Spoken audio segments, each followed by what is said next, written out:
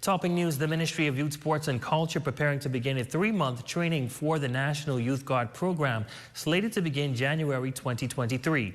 Officials from the ministry touring the Grand Bahama Royal Bahamas Police Force Training College and also paying a courtesy call to the Permanent Secretary to discuss preparations for the upcoming project. Jolanda Thompson, Everest, reports.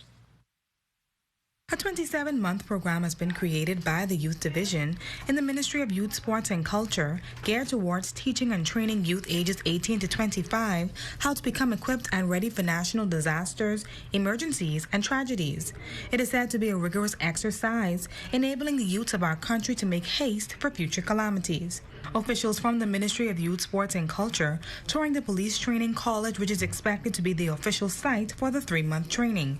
The officials were accompanied by Assistant Commissioner of Police Theophilus Cunningham and his team of officers. The ministry and its partners viewed auditoriums, computer labs, and domiciles, ensuring that they are in good condition for the recruiters. The first 3 months is scheduled for training, followed by internship for 3 months, and the remainder of the month will place participants on call. Head of the Youth Division, Sandina Neely, says the ministry wanted to implement a strategy where young Bahamians are able to facilitate being a part of disaster preventions, ranging all to recovery. We will have young Bahamians from all over the country that will be here to be trained, to be skilled, to be certified, so that they can re-enter their islands and be able to serve. Everybody knows the story of Hurricane Dorian and how important it is for citizens to be able to assist themselves. And so we want to build a generation of Bahamians who are able to help ourselves whenever a disaster or some emergency happens in our country. Youth Officer Kenneth Frazier shares the Youth Guard program training will begin the 2nd week in January.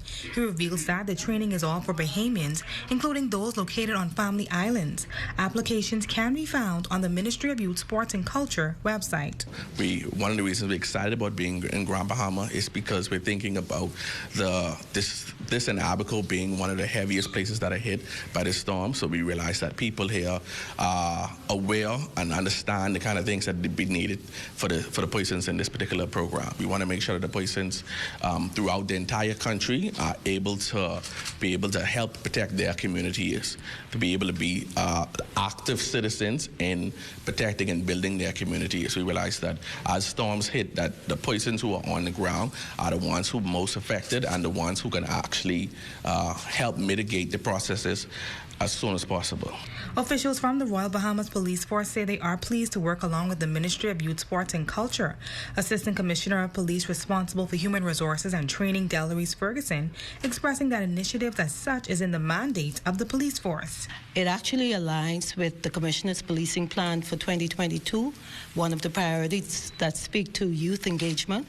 And so we feel that this is a step in the right direction, and we are geared towards making the program itself a success.